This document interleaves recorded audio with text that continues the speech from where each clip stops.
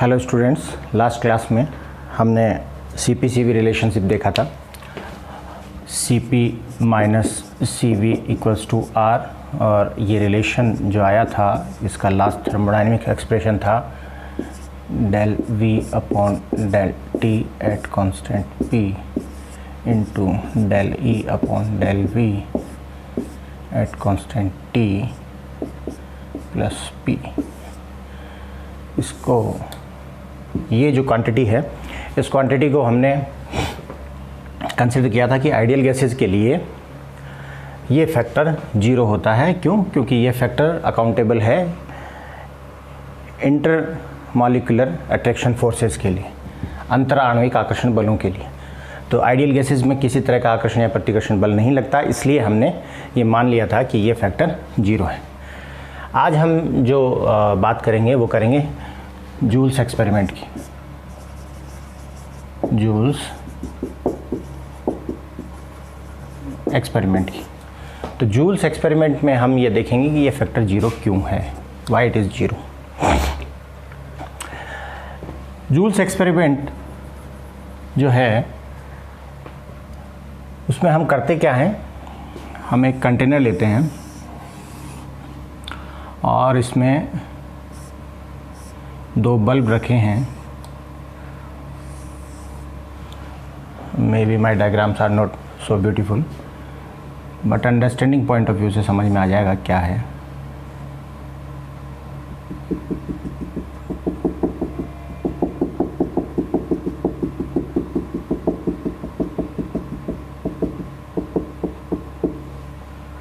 A and B, and this is stopcock. Now we put a stirrer and we put a thermometer. एक thermometer हम लगा देंगे और this is T for temperature. और इस पूरे सिस्टम को हमने एक वाटर बॉडी में रखा है।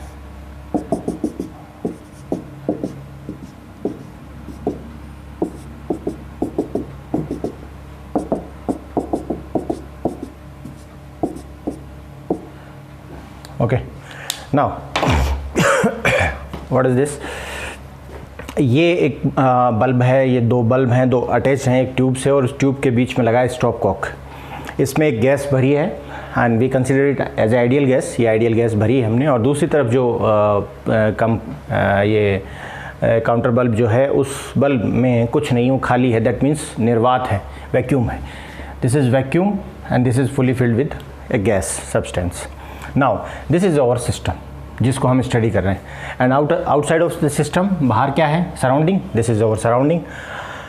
नाउ हमने एक थर्मामीटर प्लेस किया है जो टेम्परेचर बताता है, एंड एक स्टेरर लगाया है ताकि ये जो वाटर है ये कॉन्स्टेंटली इसमें चारों तरफ कंटिन्यूसली ये फ्लो होता रहे। और इससे बेनिफिट क्या है? इससे बेनिफिट ये है कि थ्रू आउट द सिस्टम जो टेम्परेचर है वो यूनिफॉर्म रहेगा।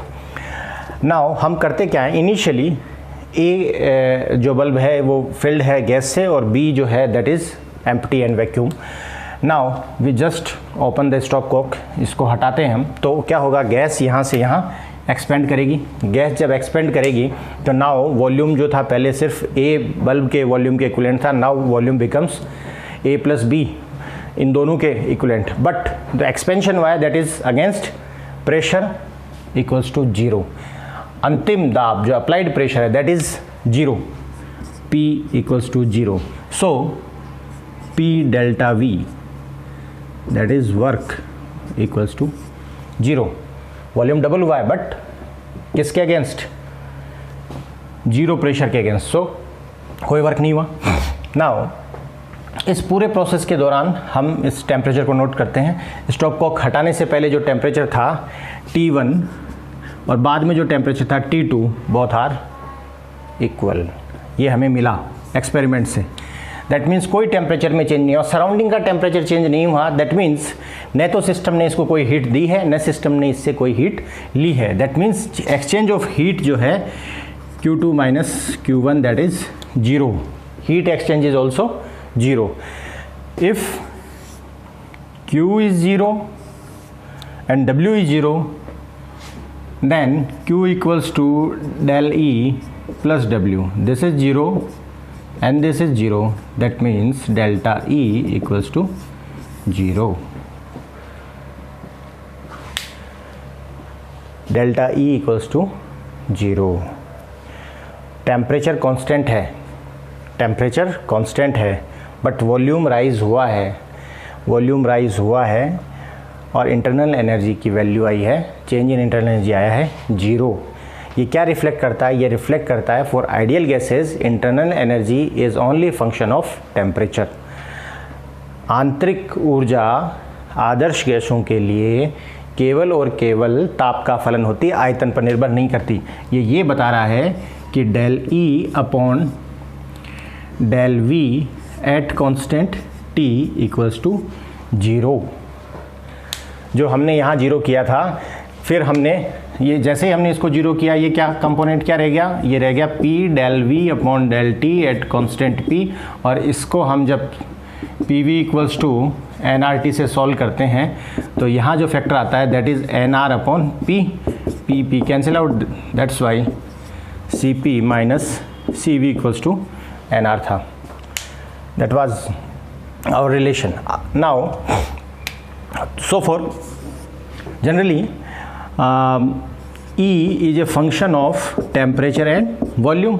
That's why we generally write this equation in such a manner: del E upon del T at constant V dt plus del E upon del V at constant T dV.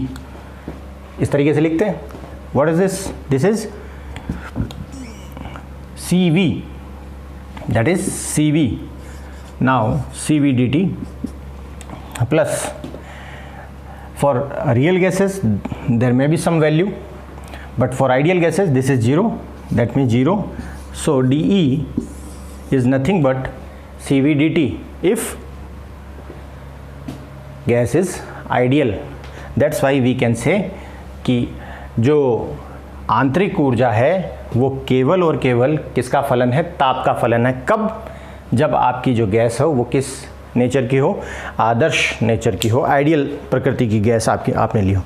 लेकिन अगर ये ideal नहीं है तो real gas होगी.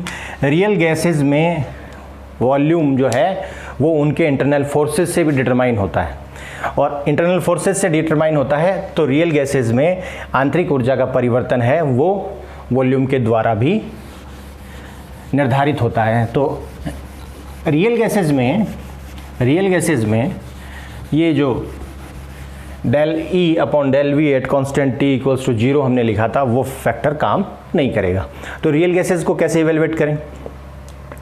तो real gases के evaluation के लिए हम एक फैक्टर यूज़ करते हैं. उस फैक्टर को कहते हैं जूल्स कॉफिशिएंट. जूल्स कॉफिशिएंट, इसे कहते हैं हम जूल्स कॉफिशिएंट. जूल्स कॉफिशिएंट क्या होता है? Change in temperature with respect to volume at constant internal energy. ताप में दाब के आयतन के सापेक्ष परिवर्तन जब आंतरिक ऊर्जा नियत हो. तो ये जो राशि है इसे हम जूल्स कॉफिशिएंट कहते हैं. इसे म्यू जे से रिप्रेजेंट किया जाता है और इसे अलग अलग सिस्टम्स के लिए हम कैलकुलेट कर सकते हैं. नाउ इंटरनल एनर्जी 0 रखते हुए वॉल्यूम जो भी है सिस्टम का, calculate the volume, calculate the change in temperature and you can get this function Joule's coefficient. तो इसे कैसे यूज़ करें कि हम इस कंपोनेंट की वैल्यू निकाल लें रियल गैसेस के लिए? So we just use cyclic rule for exact differentials. तो जिन राशियों का यथातथ समाकलन अवकलन किया जा सकता है, जैसे हम कहें कि E is a function of T and V, that means E जो है वो ताप और आयतन का फलन है. तो इस पे हम साइक्लिक रूल लगा सकते हैं कि ये 3 राशियां हैं जो अंतर्निर्भर हैं, एक दूसरे पर डिपेंडेंट हैं. तो हम उसके लिए जो साइक्लिक रूल है वो ये है del E upon del V at constant T, del V upon del T at constant E into del T upon del E at constant V equals to 0.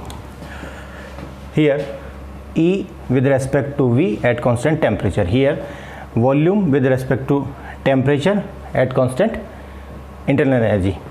Here temperature with respect to internal energy at constant volume. एक time में एक component differentiate हो रहा है दूसरे के against और तीसरा कांस्टेंट है. नाउ V डिफ्रेंशिएट हो रहा है T के अगेंस्ट और आंतरिक ऊर्जा क्या है, नियत है. फिर T का अवकलन हुआ E के साथ और आयतन नियत है. That is this is equals to -1. sorry that is equals to -1.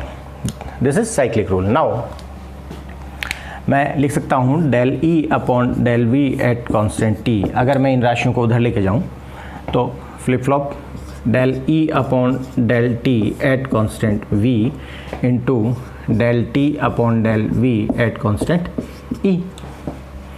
And sign होगा माइनस, ये -1 से मल्टीप्लाई होंगी.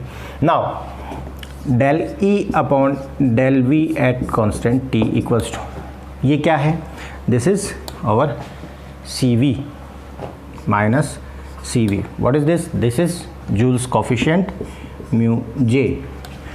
Now if you know CV and mu J, you can calculate change in internal energy with respect to volume if your gas is real.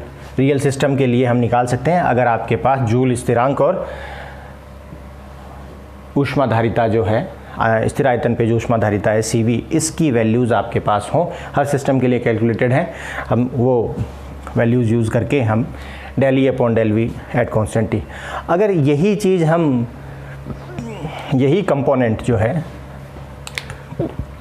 Exactly हम कब solve कर सकते हैं internal energy को, कंप्लीट इंटरनल एनर्जी को हम कब solve कर सकते हैं, कंप्लीट इंटरनल एनर्जी को हम कब सोल्व कर सकते हैं.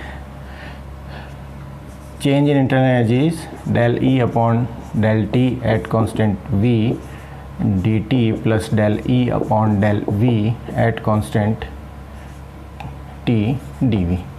जब हम ये दोनों कंपोनेंट सॉल्व कर लें, इस सिस्टम में जितना टेम्परेचर चेंज हुआ और जो वॉल्यूम चेंज हुआ वो हमें पता है, बट उसके रेस्पेक्ट में इंटरनल एनर्जी में क्या चेंज हुआ, तो this is our CV, we know it, ये हमें पता है. हमें क्या नहीं पता है, हमें सिर्फ इस कंपोनेंट के बारे में नहीं जानकारी. इस कंपोनेंट को हम यहाँ से कैलकुलेट कर सकते हैं. अगर ये कंपोनेंट हमें पता है तो हमें कंप्लीट चेंज पता है. फॉर सॉलिड एंड लिक्विड्स ये कंपोनेंट 0 होता है. क्यों? फॉर सॉलिड एंड लिक्विड्स, जो ठोस और द्रव अवस्थाएं हैं, उन दोनों अवस्थाओं में जब आप आंतरिक ऊर्जा का परिवर्तन देखते हैं तो आयतन में जो परिवर्तन, उस आयतन में जो परिवर्तन होता है वो परिवर्तन नगण्य है. लिक्विड का वॉल्यूम या सॉलिड का वॉल्यूम बहुत थोड़े चेंजेस पे चेंज नहीं होता. थोड़ा टेम्परेचर या थोड़ा प्रेशर बढ़ाने या घटाने पर आप ये देखेंगे कि आयतन में कोई बहुत बड़ा परिवर्तन नहीं हुआ है. दैट मीन्स ये फैक्टर तो बहुत बड़ा है. अगर थोड़ा सा भी आयतन में चेंज होगा तो आंतरिक ऊर्जा में अत्यधिक चेंज होगा.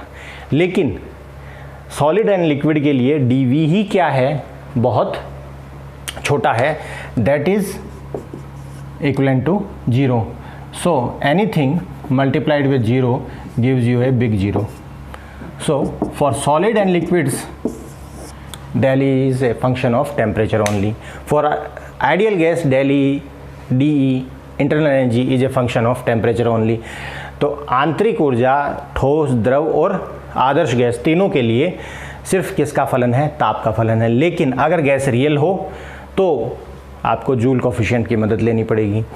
और जूल कोफिशिएंट की मदद से आप अंतराण्विक बलों की जो बात है, जो हमने की थी कि ये फैक्टर किस पर डिपेंडेंट है, अणुओं के मध्य आकर्षण बल पर निर्भर है, तो उस कंपोनेंट को आप कैलकुलेट कर सकते हैं. तो आप इस पार्ट को, कंप्लीट इंटरनल एनर्जी चेंज को रियल गैसेस के अगर लिए सॉल्व करना चाहते हैं तो आपको इसे सॉल्व करना पड़ेगा. अदरवाइज हम CVDT यूज़ कर सकते हैं. और जूल्स एक्सपेरिमेंट हमें बताता है कि अगर निर्वात के विरुद्ध स्थिर ताप पर किसी भी गैस को प्रसारित किया जाता है तो उसकी आंतरिक ऊर्जा में परिवर्तन क्या होगा, 0 होगा। निर्वात के विरुद्ध जो हमने लिया था बल्ब बी, वो निर्वात था, तो निर्वात के विरुद्ध स्थिर ताप पर, तो टेम्परेचर T1 और T2 हमने देखा एक्सपेरिमेंट के बाद भी टेम्परेचर सेम था, तो स्थिर ताप पर जब प्रसार किया जाता है तो वॉल्यूम चेंज होता है, बट उस वॉल्यूम का इम्पैक्ट जो है वो आंतरिक ऊर्जा पर नहीं आता, जबकि आंतरिक ऊर्जा वॉल्यूम और टेम्परेचर दोनों का फलन है, लेकिन आदर्श अवस्था में वास्तव में ये फलन नहीं है। दैट्स वाई ये जूल्स एक्सपेरिमेंट जो है उसके रिजल्ट से हमें ये सारी जानकारी मिलती है। Okay, thanks. कल हम देखेंगे जूल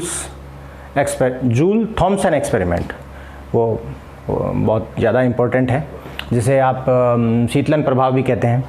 शीतलन प्रभाव जो है वो जूल थॉमसन एक्सपेरिमेंट का रिज़ल्ट है, या हम उसका अनुप्रयोग एप्लीकेशन कह सकते हैं। जब आपने देखा होगा, आप जब साइकिल को आप पंचर हो या साइकिल के वॉल को आप फ्री करें तो उसमें से जो हवा निकलती है वो आपको ठंडी लगती है, जबकि वहाँ कोई ऐसा कोई कूलिंग का या हमने कोई सिस्टम नहीं यूज़ किया, जस्ट जब हवा निकलती है तो वो आपको ठंडी फील होती है।